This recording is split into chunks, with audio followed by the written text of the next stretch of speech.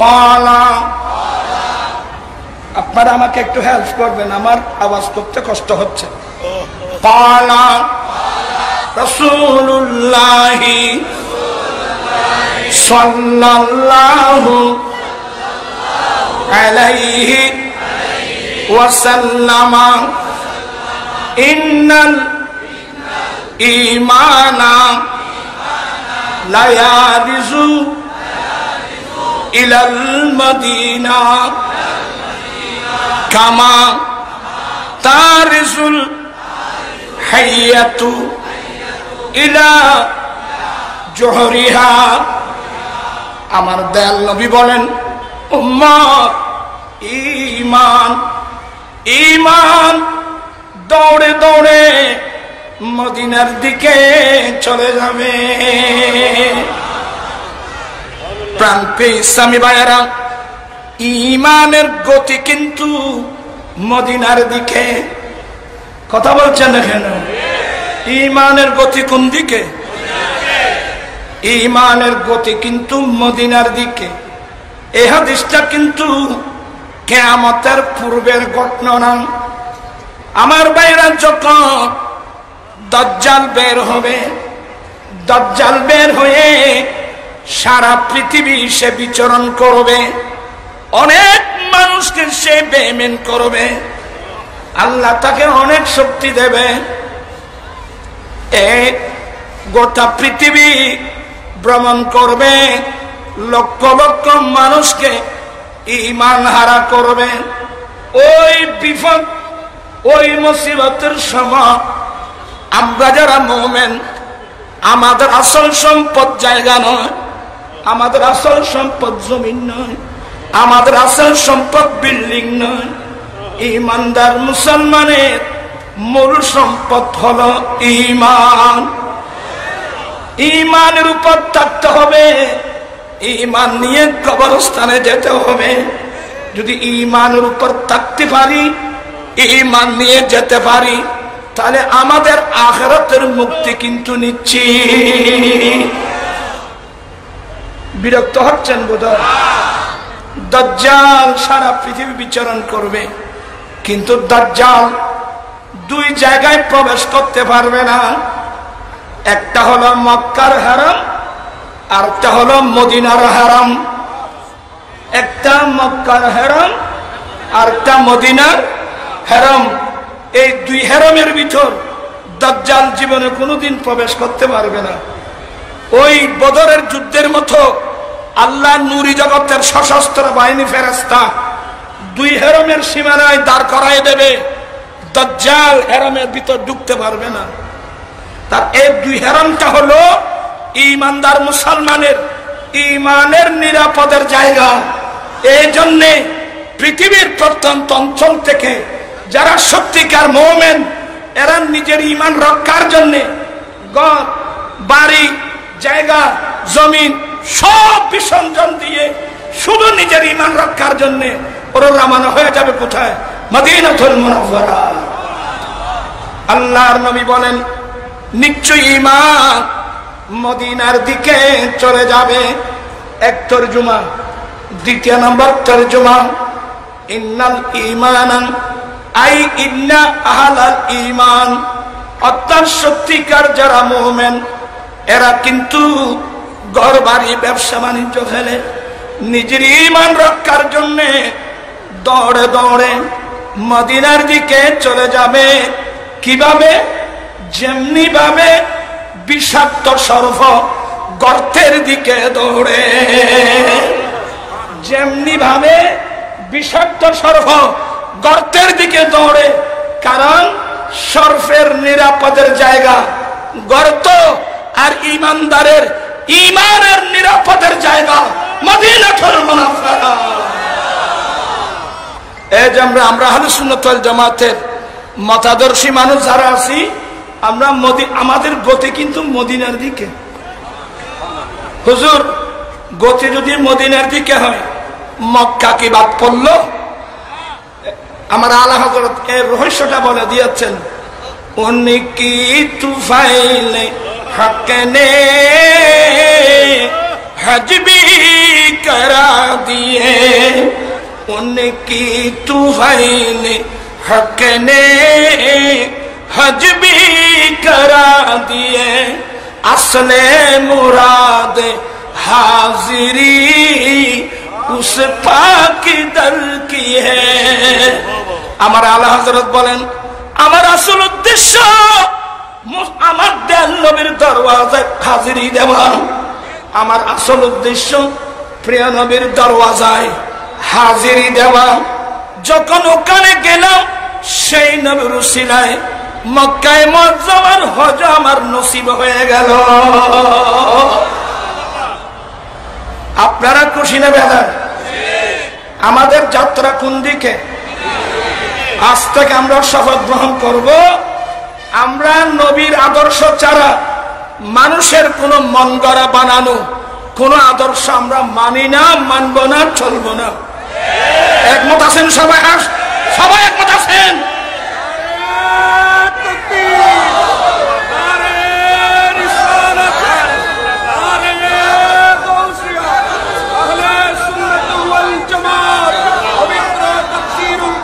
আমার নবী বলেন तेरे कदमों में जो है गैर कम क्या देखे तेरे कदमों में जो है गैर कम क्या देखे कौन नजरों पे चढ़े देख कि तलवार तेरा या रसूल अल्लाह या हबीब अल्लाह যারা আপনার কলমা পড়েছে যারা আপনার দরওয়াজায় থাকে ওরা অফরের মুখ কি দেখবে কথা বলছেন কেন যারা নবীর দরওয়াজায় থাকে ওরা অফরের মুখ কেন আমার নবীর চেহারার সামনে অন্য মানুষের চেহারাতে চেহারাই না হে নবী আপনার দরওয়াজায় যারা থাকবে ওরা অফরের মুখটি দেখবে যেই চোখে আপনার নূরানি চেহারা দেখেছেন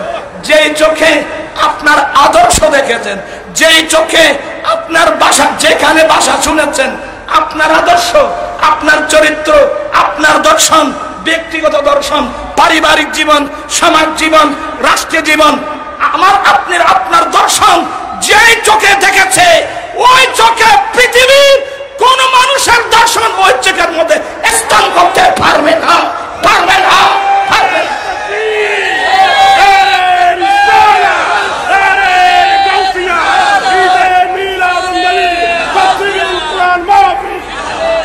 হয়তো বিরক্ত হয়ে গেলেন আমি প্রথম হাদিস ফেলে আসছি আমার রাসূল বলছেন যে যেই ব্যক্তি রাস্তা অতিক্রম করে যাবে দ্বীন শিক্ষার জন্য ধর্ম শিক্ষার জন্য তাফসীর শোনার জন্য আল্লাহ তার জন্য জান্নাতের যেই কোন একটা রাস্তা দিয়ে চলা আল্লাহ সহজ করে দেবেন কি বিরক্ত হয়ে গেছে তাড়াতাড়ি তাফসীর মানে বুঝেন এটা আটলান্টিক মহাসাগর এবার আমার নবী বলেন তো আপনারা যারা তাফসীর শোনার জন্য আসলেন আপনাদের মর্যাদা কত বড় আল্লাহর নবী বলেন ওয়া ইন্নাল মালাইকাতা লা তাদাউ আজনাহাতাহা রাদাল লিতালিবিল ইলমি আল্লাহর নূরি জগতের ফেরেশতারা তালেবে ইলমদেরকে সন্তুষ্ট করার জন্য খুশি করার জন্য তালেবে ইলমদের চলার পথে রাস্তার মধ্যে নূরানি ডানাগুলো বিছায়ে দেয় আপনাদের সম্মান আমাদের সম্মান কত বড় এগুলো তো আমরা দেখতেছি না আপনাদেরকে আল্লাহর নূরি জগতের ফেরেশতারা নূরানি ডানা বিছায় আপনাদেরকে সম্মান দিচ্ছেন আমাদেরকে সম্মান দিচ্ছেন এতে আমরা খুশি না বেজার গৌসে পাকের কাছে প্রশ্ন করা হলো হুজুর আপনি যে আল্লাহর এত বড় বলি এই মসলাটা জানলেন কিভাবে শেখ মুহাক্কিক দেহলভী তার বিখ্যাত কিতাব আখবারুল আখিয়ারে নকল করছেন আমার গৌসে পাক উত্তর দিয়েছিলেন আমি আব্দুল কাদেরের বয়স যখন 10 বছর আমি আল্লাহর কোরআন নবীর হাদিস বুকে নিয়ে বের হলাম ঘর থেকে মাদ্রাসায় যাব আমি আব্দুল কাদের কোরআন সুন্নাহ বুকে নিয়ে ঘর থেকে বের হওয়ার সাথে সাথে আমি দেখলাম আমার ডানে বামে অসংখ্য নূরি জগতের ফেরেশতা। ওই যে ফেরেশতার কথা বললাম না, আমার গসে পাক 10 বছর বয়সে কুফালের চোখে সে ফেরেশতাগুলো দেখছে। আমার গসে পাক বলেন, ফেরেশতারা আমার সঙ্গে সঙ্গে আমাকে সঙ্গে নিয়ে মাদ্রাসায় যাচ্ছে। আমি যখন মাদ্রাসায় পৌঁছে গেলাম, আমার ক্লাসমেট যারা ছিল ওরা তো ক্লাসে বসা ছিল। একজন ফেরেশতা ডাক দিয়ে বলে, এই মাদ্রাসার ছাত্র, আরে তোমরা এখনো বসে থাকবা? আল্লাহর ওলি আসছে, বসার জায়গা করে দাও। আমরা সেই তাফসীরের কোরআন মাহফিলের মধ্যে এসেছি। এই তাফসীর শুনতে পারলে, তালেবে ইলম হতে পারলে আমাদের মর্যাদা বাড়বে না কমবে? ইমাম আযম আবু হানিফা রাহমাতুল্লাহ আলাইহির ছাত্র আব্দুল্লাহ বিন মুবারক রাদিয়াল্লাহু তাআলা আনহু একটা ঘটনা নকল করেছেন। কি বলে, আল্লাহ যদি কোনো বান্দাকে সকাল বেলায় অন্তরের মধ্যে ইলহাম করে যে তুমি সন্ধ্যাবেলায় মারা যাবে, সবাই শুনেন, যারা দাঁড়িয়ে আছেন না আপনারাও শুনেন। আব্দুল্লাহ বিন মুবারক বলেন, আল্লাহ যদি কোন মানুষের অন্তরে ইলহাম করে এই বান্দা সন্ধ্যাবেলায় তুমি মারা যাবে, আমাকে ইলহাম করলেন আল্লাহ সকাল বেলায়, আমি মারা যাব সন্ধ্যাবেলায়, এই সময়ের মধ্যে আমি কোন কাজটা করব? এবার বুঝে আসবে জিনিসটা। আল্লাহ আমাকে সকাল বেলায় ইলহাম করে জানিয়ে দিলেন তুমি সন্ধ্যাবেলায় মারা যাবে, এখন আমি কোন কাজটা করব? আরে সন্ধ্যা হতে সন্ধ্যার সময় প্রাণ কব্জ হয়ে যাবে, আমি কোন কাজ করব? ও বিশ্বের মুসলমান, তোমরা কোরআন সুন্নাহ নিয়ে কোরআন সুন্নাহর তালিমের জন্য বসে যাও, কোরআন তেলাওয়াতের জন্য বসে যাও, আমার নবীর হাদিস পড়ার জন্য বসে যাও। কারণ আমার নবী হাদিসে বলছেন, যে ব্যক্তি ইলম তলব করতে গিয়ে মাঝপথে যদি মারা যায় সে শহীদ। সে কি হবে? শহীদ হবে। আমার ভাইরা, এই কোরআনের তাফসীর, কোরআন সুন্নাহর জ্ঞান অর্জন, এটা যে কত বড় নিয়ামত। এই মসলাগুলো যদি আমরা জানতাম, আমাদের ছেলে মেয়েরা কোনোদিন মাদ্রাসা ফেলে অন্য কোন স্কুলে যেখানে কোরআনও নাই, হাদিসও নাই, ফিকহও নাই, ফাতোয়াও নাই, আমরা সেখানে কোনোদিন যেতাম না। এমন কোরআন আমরা পেয়েছি আমার দয়াল নবীর উসিলায়। আমি শুধুমাত্র আপনাদেরকে ভূমিকার মতো কথা বলছি। আমরা এই কোরআনের জ্ঞান অর্জন করতে রাজি আছি কিনা? আমরা ছেলে মেয়েদেরকে মাদ্রাসায় দিতে রাজি আছি তো? এই তো বলো হুজুর, আমি তো নিয়ত করেছি ছেলেকে কেজি স্কুল, কিন্ডারগার্টেন, আশা, প্রত্যাশা, নাজওয়ান, ব্রাক, কত নামের স্কুল আছে। তো স্কুল তো খারাপ না, স্কুল তো ভালো, কিন্তু সেই স্কুলের সিলেবাসে কোরআন শরীফ আছে? কথা বলছে না কেন? সেই স্কুলের সিলেবাসে কোরআন শরীফ আছে, হাদিস শরীফ আছে। প্রাণ ইসলামী ভাইয়েরা, এটা বিরাট ইহুদি নাসারার চক্রান্ত। এই দেশে ব্রিটিশ এসে আমাদেরকে শাসনের নামে শোষণ করেছে, এমন রূপ আমাদের ভিতর ঢুকাই দিয়েছে। এরা আমাদের দেশ থেকে চলে গেলেও এখন কাজ করতেছে তাদের বিধিবিধানগুলো। এরা মুসলমানের জাতীয় শিক্ষা ছিল কোরআন সুন্নাহ। আমরা যারা মুমিন মুসলমান আছি, আমাদের জাতীয় শিক্ষা কি? কোরআন সুন্নাহ। বিধর্মীরা জানে যে মুসলমানরা যতদিন কোরআন সুন্নাহকে বুকে ধারণ করে থাকবে, আল্লাহর কোরআন নবীর সুন্নাহর বাইরে মুসলমান যাবে না। এই মুসলমানকে কাবু করা তাদের পক্ষে সম্ভব হবে না। এই জন্য এরা সুকৌশলে বলে মুসলমানদেরকে কোরআন সুন্নাহ থেকে দূরে সরাতে হবে, মুসলমানদেরকে কোরআন সুন্নাহ থেকে দূরে সরাতে হবে। ওরা এ দেশের বড় বড় পয়সাওয়ালা মানুষকে হাত করে এক একজনকে এক এক ধরনের টাইটেল দিয়েছেন, বলে কোরআন সুন্নাহ শিক্ষা।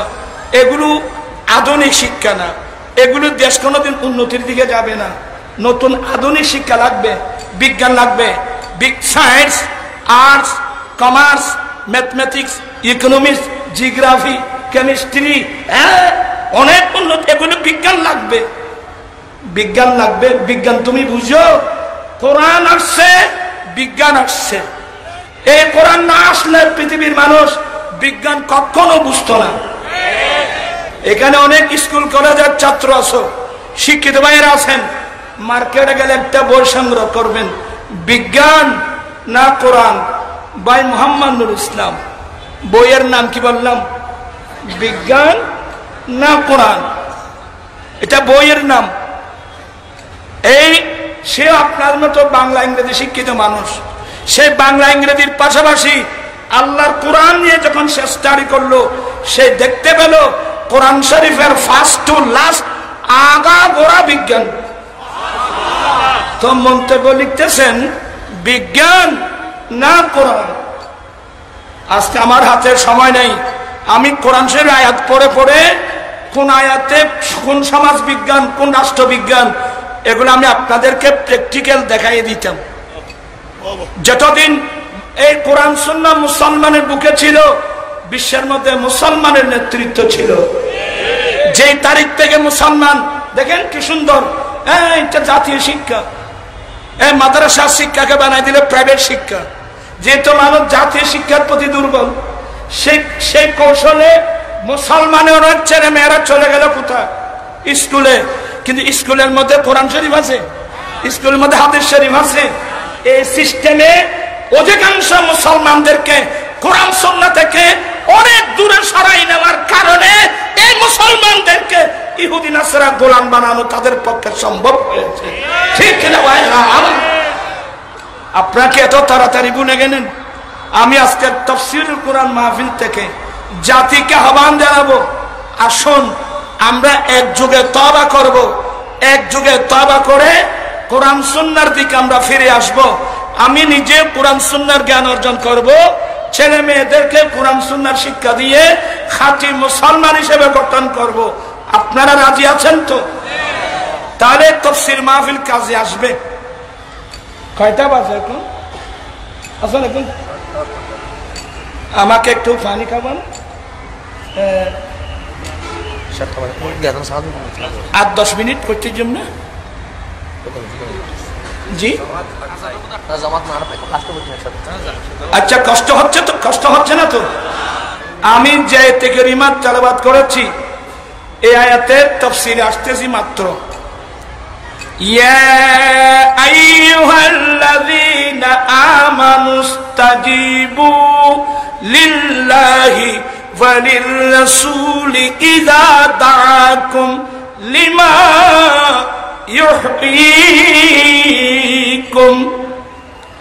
আল্লাহ বলেন, হে মুমিন বান্দা, রাসূল যখন তোমাদেরকে, আল্লাহ এবং রাসূল যখন তোমাদেরকে এমন কাজের দিকে ডাকবে, লিমা তাফসীর হলো আই ইলা মা।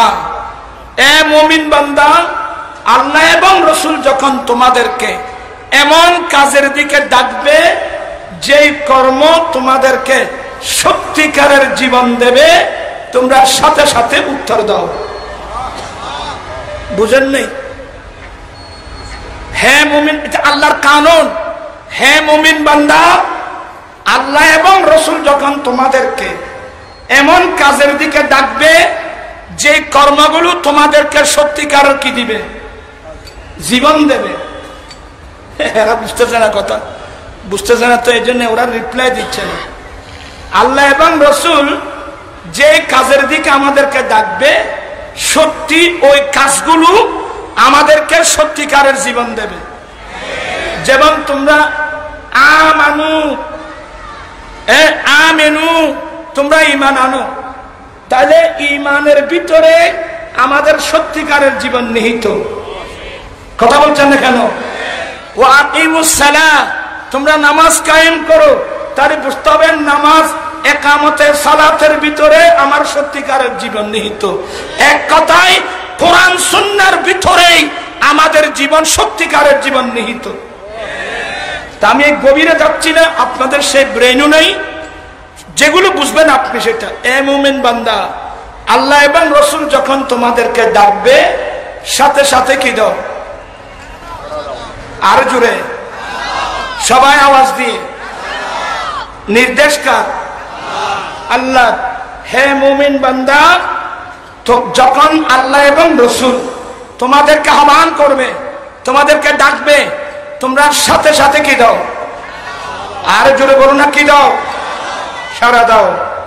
কি বুঝে আসতেছে? একটু কষ্ট হবে। আমার আশ্চর্য লাগলো, আগে আমাদের মুরব্বীরা বলতেন যে আমাদের দেশে ইসলামের নামে অনেক ইসলামী দল আছে। কথা বলছে না কেন? কিন্তু আমি আপনাদেরকে আঙ্গুল দিয়ে দেখাই দিচ্ছি, এই আয়াতের তাফসীরটা করবেন, যে আয়াতের মধ্যে আমার নবীর সম্মান মর্যাদার কথা আছে। তো ইসলামের নামে অনেক মুসলমান আছে যারা আমার নবীর সম্মান মর্যাদাকে সহ্য করতে, এটা প্র্যাকটিক্যাল দেখলাম এই আয়াতের তাফসীরে গিয়ে। এই আয়াতের তাফসীরে গিয়ে আমি প্র্যাকটিক্যাল দেখলাম। স্কুলের ছাত্র, কলেজের ছাত্র, ইউনিভার্সিটির ছাত্র, আজকে অনেক ছেলেরা প্রতারিত হচ্ছে। এই আয়াতের তাফসীর একটা দেখাই দেব। এই আয়াতের তাফসীর, যে আয়াত থেকে রাসূল পাক সাল্লামের সম্মানের মর্যাদা প্রমাণিত হবে, এই আয়াতের ওরা কোন তাফসীর ধরে, টিকা ধরে না। কথা বলছে না কেন? আর যেখানে নবিয়ে উম্মি, আমার নবীকে উম্মি বলা হলো, দেখবেন যে সেই আয়াতের মধ্যে এরা অন্তর খুলে এমন এমন টিকা লাগছে, এমন এমন টিকা লাগছে শুধু নবীকে নিরক্ষর বলার জন্য। নাউজুবিল্লাহ বলবেন না? নবীকে কি বলার জন্য? আমি আপনাদেরকে আঙ্গুল দিয়ে দেখাই দিচ্ছি, যে আয়াত থেকে রাসূল পাক সাল্লামের সম্মান মর্যাদা পাওয়া যায়, ওরা ওই আয়াতের তাফসীর করে না, ওরা ওই আয়াতের টিকা ধরে না। যেমন এই আয়াতের টিকা ওরা ধরে নাই। তবে আমি ওরা না ধরলেও আপনি কি বুখারী শরীফ বাদ দিতে পারবেন? আপনি কি মুসলিম শরীফ বাদ দিতে পারবেন? আপনি কি তিরমিজি শরীফ বাদ দিতে পারবেন? এবার আসুন, আমি তাড়াতাড়ি, সময় কম। আল্লাহ বলেন, হে মুমিন বান্দা, আল্লাহ এবং রসুল যখন তোমাদেরকে ডাকবে, তোমরা সাথে সাথে কি দাও? আপনারা আমার দিকে নাই কিন্তু, ওই মেহমানের যে বেগুনি কেমিরি গিয়ে যদি আমি তো বললাম মাত্র আর 10 মিনিট। আল্লাহ বলেন, হে মুমিন বান্দা, আল্লাহ এবং রসুল যখন তোমাদেরকে ডাকবে, তোমরা সাথে সাথে কি দাও? সবাই আমার দিকে আছেন? মিথ্যা বলবেন না। আমি দেখতেছি কে আমার দিকে আছেন, কেউ ওইদিকে দেখছে, আমি সব দেখতেছি। আমি কিন্তু একটা আটলান্টিক মহাসাগরকে একটা ইয়ের মধ্যে আনার চেষ্টা করব। আল্লাহর কানুন হলো, আল্লাহ এবং রসুল তোমাকে আমাকে যখন ডাকবে তখন কি করতে হবে? এটা বুঝে আসছে তো? সমস্যা অনেক, বেয়াদবি মাফ করবেন, আমি দুটো সমস্যার কথা তুলে ধরছি। রসুল ধরে নেন, রসুল আমাকে ডাক দিলেন, আমি বারবার বেয়াদবি মাফ চেয়ে নিচ্ছি। তখন আমি ধরেন আমি আমার ওয়াইফের সাথে সহবাস করছি, তখন আমি কি করব? কোরআন বোঝা এত সহজ মনে করিয়েন না, কারণ স্ত্রী সহবাস এটা এমন একটা বিষয়, আমি বেয়াদবি মাফ চাচ্ছি, তোমরা ছেলেরা রং বুঝবা না। স্ত্রী সহবাস এটা এমন একটা বিষয়, মানুষের গর্দনের উপর তরবারি চালালো দুনিয়ার কোনো কি থাকে না, খবর থাকে না, এমন একটা বিষয়। হ্যাঁ, নবী আমাকে ডাক দিলেন, এখন আমি কি করব? আল্লাহ তো কানুন করেছেন, যখন আল্লাহ আল্লাহ রসুল ডাকবে তখন কি দাও? এখন আমি কি করব? তা আমি কি করব আমার থেকে বলবো না। আমাদের হানিফি মাযহাবের বিখ্যাত একটা কিতাব শরহে সুনানে মাআনিল আসার, এই কিতাবের মধ্যে গোসল কখন ওয়াজিব হয় এই চ্যাপ্টারের একটা হাদিস। সবাই মনোযোগ সহকারে শুনছেন? মনোযোগ আছে? গোসল কখন ওয়াজিব হয় এগুলো তো আমরা শিখি না।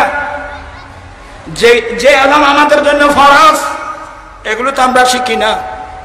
আল্লামা আবু জাফর তাহাবী শরহে সুনানে মাআনিল আসারে গোসল কখন ওয়াজিব হয় এই চ্যাপ্টারে হাদিস আনছেন, যেটা সংক্ষেপে বলবো।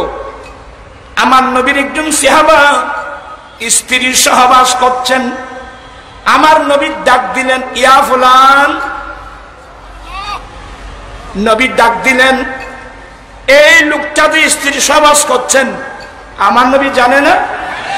কথা বলছেন না কেন? আল্লাহ নবীদেরকে গায়বে ইলম দান করেছেন। আল্লাহ আমাদের নবীকে কি দান করেছেন? ফালা ইউযহিরু আলা গায়বিহি আহাদা ইল্লা মান ইরতাদা মির রাসূল। আল্লাহ আমার প্রিয় রাসূলকে কি দান করেছেন? গায়বে ইলম দান করেছেন। আপনাদের কোনো আপত্তি থাকলেও কোনো সমস্যা নেই, আল্লাহ তো দিয়েছেন।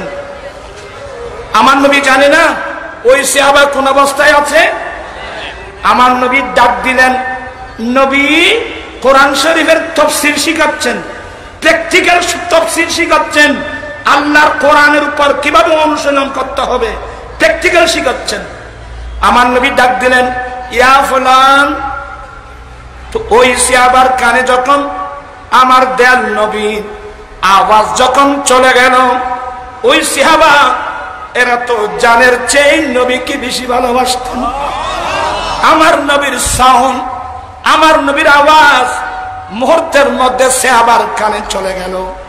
এখানে বয়স্ক মানুষ ক্ষমা চাচ্ছি, বেয়াদবি মাফ করবেন। ওই সাহাবার কানে যখন নবীর আওয়াজ চলে গেল, ইয়া ফুলান, তো আল্লাহ তো নির্দেশ দিয়েছেন নবী যখন ডাকবে তখন উত্তর দাও। এই সাহাবা পড়লেন বিরাট বিপদে। একদিক দিয়ে স্ত্রীর ভালোবাসা, আরেক দিক দিয়ে নবীর ভালোবাসা। কিন্তু মোমেন কাকে বলে? মোমেন বলে যেই নারী পুরুষ, মা বাবা ছেলে সন্তান স্ত্রী পুত্র পৃথিবীর বুকে আমার আপনার যত আপনজন আছে, সবচেয়ে যে লোকটা আমার নবীকে বেশি ভালোবাসবে ওই লোকটাই তো মুমিন।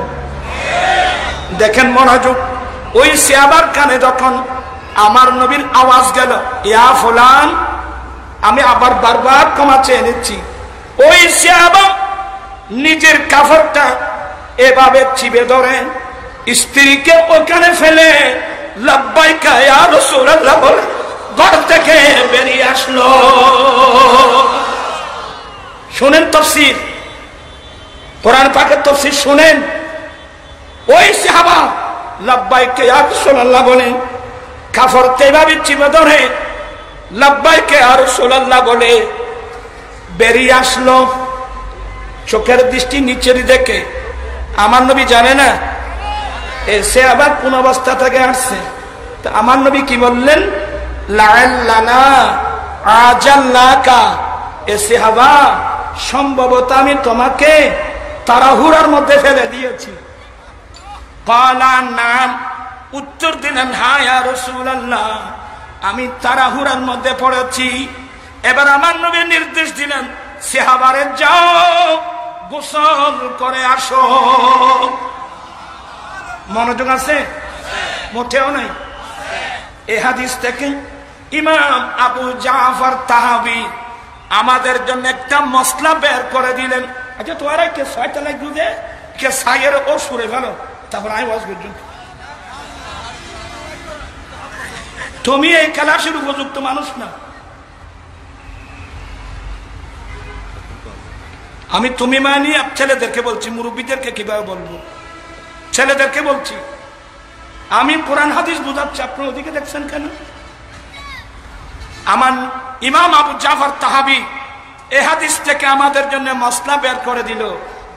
স্বামী স্ত্রী যদি মিলন করে, বীর্যু বের হোক কিংবা না হোক, উভয় অবস্থার মধ্যে গোসল করা ওয়াজিব।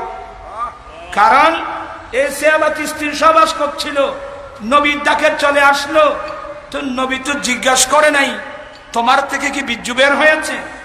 এই যে প্রশ্ন করা ছাড়াই নবী ওনাকে গোসল করার নির্দেশ দিয়েছেন। স্পষ্ট হয়ে গেল স্বামী স্ত্রী মিলন করলে বীর্য বের হোক কিংবা না হোক উভয় অবস্থার মধ্যে গোসল করা ওয়াজিব। কি বিরক্ত হচ্ছেন? এবার আসুন সবচেয়ে যেটা কঠিন আমার ভাইয়েরা, ধরে নেন আমি নামাজ পড়তেছি, আল্লাহর কানুন হলো আল্লাহর রসুল যখন ডাক দেবে, আল্লাহ এবং রসুল যখন ডাক দেবে তখন কি দাও? উত্তরে দাও। একজন আমি নামাজে আমি কি করব? এবার এখানে দুটো হাদিস বলবো, একটা বুখারী শরীফের আর একটা তিরমিজি শরীফের। এই আয়াতের তাফসীরে আমার আশ্চর্য লাগলো, এই আয়াতের তাফসীরের উপর এতগুলো সহিহ হাদিস থাকতে ওই ইসলামী দলের নাম দিয়ে একটা টিকা পর্যন্ত কিভাবে ধরলো না? স্পষ্ট হয়ে গেল এরা রসুলের সম্মান মর্যাদা বরদাস্ত করতে পারে না। কিন্তু যেখানে নবীর উম্মত বলা হচ্ছে একেবারে তো এর বাবা একে প্রাণ খুলে ওখানে অনেক টিকা লাগছে। এই আয়াতের মধ্যে আমি ডাইরেক্ট বলছি, যারা জামাত ইসলাম করেন আপনাদের বড় লিডার আবুল আলা মওদুদি তাফহিমুল কোরআনে এই আয়াতের একটা টিকা ধরল না কেন? এটা আমার প্রশ্ন। দ্বিতীয় নম্বর, কওমি লাইনের যারা আছেন আপনাদের আশরাফ আলী থানভী, আপনাদের পাকিস্তানের মুফতি শফি, ওনার মারিফুল কোরআন, বায়ানুল কোরআন সহ যেগুলো তাফসীর আছে, তরজমা আছে, এই আয়াতের টিকা ধরলো না কেন? তাহলে বোঝা গেল আপনারা নবীর সম্মান মর্যাদা বরদাস্ত করতে পারেন না। আমি এগুলার নাম ধরে বলে দিলাম সতর্কতার জন্য। অনেক স্কুল কলেজ ইউনিভার্সিটির বাইরে আসে, ইসলামকে ভালোবাসে, কিন্তু তাদের লিডাররা কোথায় কোথায় কি করছে এগুলো তো এরা দেখেও নাই, পড়েও নাই। এর জন্য আমি আল্লাহর ওয়াস্তে বলে দিচ্ছি, আল্লাহর ওয়াস্তে হেদায়েতের উদ্দেশ্যে বলে দিচ্ছি। আমার নবী আন আবি সাঈদ ইবনুল মুআল্লা রাদিয়াল্লাহু তাআলা قال كنت اصلي في المسجد فدعاني رسول الله صلى الله عليه وسلم فلم اجبه। আপনাদেরকে পড়াচ্ছি না, দেরি হয়ে যাবে। হযরতে আবু সাঈদ ইবনুল মুআল্লা নবীর একজন প্রিয় সাহাবা, উনি বলেন আমি মসজিদে নামাজ পড়ছিলাম। আমি মসজিদে, কোন মসজিদ হাদিসের মধ্যে নাম উল্লেখ নাই। এই হাদিসের ব্যাখ্যা আল্লামা বদরুদ্দিন আইনি শরীফে এবং ফাতুল বারিতে এই হাদিসের ব্যাখ্যা লিখছেন মসজিদে নববী। অর্থাৎ আবু সাঈদ ইবনুল মুআল্লা রাদিয়াল্লাহু তাআলা আনহু মসজিদে নববী শরীফে নামাজ পড়তেছিলেন। আমার নবী ডাক দিলেন, ইয়া আবা সাঈদ ইবনুল মুআল্লা। সবাই শিক্ষিত লোক, আমি দেখতেছি একজন লোক নামাজ পড়তেছে, আমি ডাকবো? আমার নবী ডাকলেন কেন? নবী তালিম দিচ্ছেন, নবী ডাকলে নামাজের ভিতর থেকেও উত্তর দিতে হবে। এটা হলো আজমতে মুস্তাফা, এটা শানে মুস্তাফা। আমার নবী প্র্যাকটিক্যাল তাফসীর শিখাচ্ছেন। আমার ভাইয়েরা, ইয়া আবা সাঈদ ইবনুল মুআল্লা, আমার নবী কয়েকবার ডাকলেন, কিন্তু আবু সাঈদ ইবনুল মুআল্লা বলেন আমি নামাজে থাকার কারণে আমি নবীর ডাকে উত্তর দিলাম না। আমার নবী আমার উত্তর না পেয়ে হুজরা শরীফে চলে গেল। আমি তাড়াহুড়া করে নামাজ শেষ করে নবীর হুজরায় গেলাম। যাওয়ার সাথে নবী আমাকে প্রশ্ন করলো, এ আবু সাঈদ ইবনুল মুআল্লা, আমি নবী যখন তোমাকে ডাকলাম মা মানাকা, সবাই নোট করেন, বুখারীর সাথে মিলাবেন, তিরমিজির সাথে মিলাবেন। নবী বলছেন মা মানাকা আল্লাহ তুজিবানি ইসদাউতুকা। আবু সাঈদ ইবনুল মুআল্লা, আমি নবী যখন তোমাকে ডাকলাম আমার ডাকে উত্তর দিকে তোমাকে কে নিষেধ করলো? বলে ইয়া রাসূলুল্লাহ কুনতু উসাল্লি, আমি নামাজে ছিলাম। আমার নামাজ, ও নামাজে থাকার কারণে উত্তর দাও নাই, আল্লাহ নবী প্রশ্ন করলেন, আওয়ালাম তাজিদ ফিমা ইউহালাইয়া, আমি নবীর উপর আল্লাহ যে কোরআন নাযিল করেছেন সেই কোরআনের মধ্যে এই আয়াত পাও নাই? হে মুমিন বান্দা, আল্লাহ এবং রাসূল যখন ডাকবে তখন উত্তর দাও, তুমি এই আয়াতটা পাও নাই? মানে হ্যাঁ ইয়া রাসূলুল্লাহ, পেয়েছি, কিন্তু নবী ডাক দিলে নামাজের অবস্থায় পর্যন্ত উত্তর দিতে হবে। নবী গো, আমি এটা বুঝি নাই, ওয়ালা আউদ, ইনশাআল্লাহ আমি আগামীতে এই আচরণ করব না। আয়াতের তাফসীর বুঝতেছেন? এবার বুঝাবো। তিরমিজি শরীফ কিতাবুত তাফসীরে এই আয়াতের তাফসীর আন আবি হুরায়রা রাদিয়াল্লাহু তাআলা قال خرج النبي صلى الله عليه وسلم الى ابي بن كعب